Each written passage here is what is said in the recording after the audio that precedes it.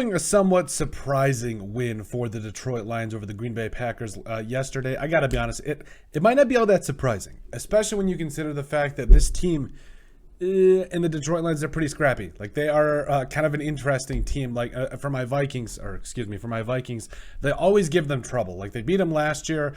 Jared Goff went down and scored that touchdown to really end the game, to the game-winning touchdown. It was wild. And then this year, they lose by 4?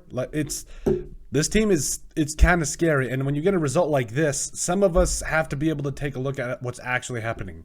Jared Goff finished 14 of 26 for 137 yards, 2 touchdowns, and 1 interception. Technically, from a statistical standpoint, he's having a more productive year than Kirk Cousins right now.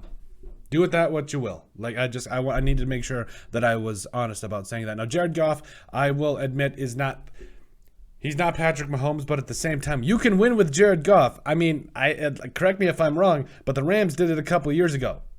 Made it all the way to the Super Bowl, traded for Matt Stafford, not ringing any bells. Okay, the point is, the Lions are a scrappy bunch, and I'm not counting them out at all this year. And to be honest with you, they could probably they could fire Dan Campbell at the end of the year if they don't start winning some more games. But this game, This could mean or signify the beginning of something. It really could, especially when you have Jared Goff, who, again, wasn't overly productive, but you still beat the Packers.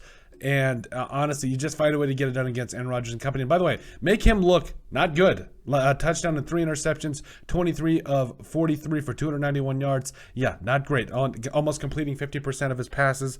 You had Jamal Williams, 24 carries, 81 yards. DeAndre Swift only got 2 carries. And again, do with that with what you will.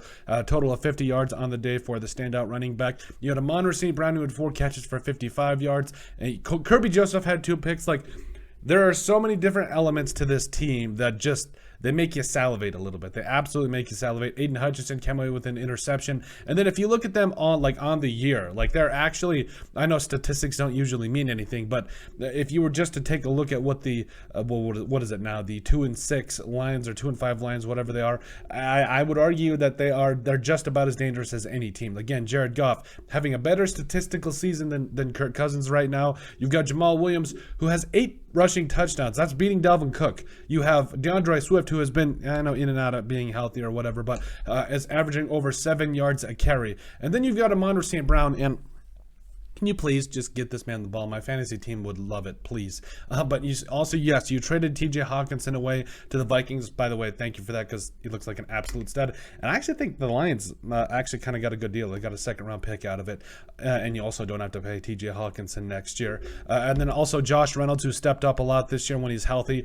And from the rest of this standpoint, when you get Jamison Williams into this lineup, this could be nasty. This could be absolutely just nasty. And then you go down to guys like Aiden Hutchinson, in his rookie year here, who has 4.5 sacks. I know that he's not getting double-digit sacks right now, but we're only, 8-9 games into the season? I honestly think that this team, especially with Aiden Hutchinson, the edge player that they've needed for a while, like we talked about, he had that interception as well.